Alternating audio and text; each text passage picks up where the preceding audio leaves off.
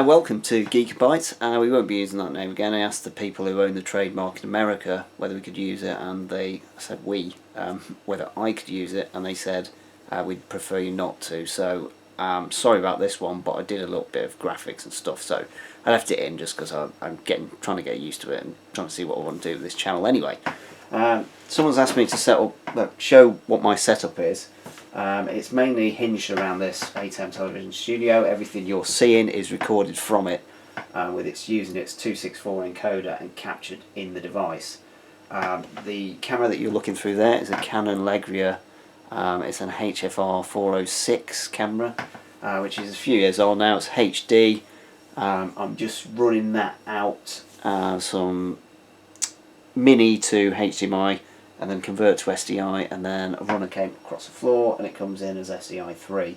I use one of these little Chinese adapters, which are about £30 a pop, and they are great. They're not, you wouldn't want them in a series transmission line, but for monitoring or for anything like this, they're great. This is the other way around, so it's SDI in, HDMI out. The one that's working on this camera is the other way around.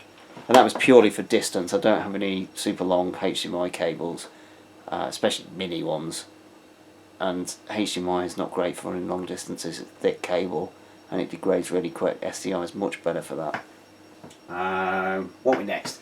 Oh, there's a domestic monitor here that I'm using. It's got the multi-way out on it. So the multi-way is generated in the Blackmagic Television Studio box. It's an 8-way multi-viewer. It's got a program. It's got all your eight selectable sources. Then I've got my computer here. It's running the panel software. It's also acting as a source input, and it's also acting as a capture card. So this machine is a bit of a workhorse at the minute. This is the second time I've recorded it. The first one failed halfway through.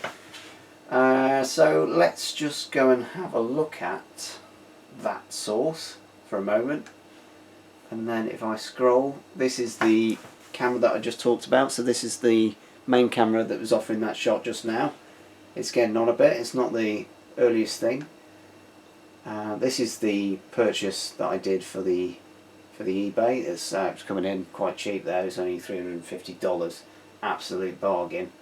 Now, while that was actually being shipped from the States to me, they released a new model, which is this HD version, which, if you look at it, it's got the actual cut buttons on the front, so you can have a very small operation. Here you've got one guy cutting a show with physical buttons, which is always nicer than doing it off a laptop. It's an amazing device. Really is good. Anyway, that's it. I was just wrapping up the devices I had that I've got together for this.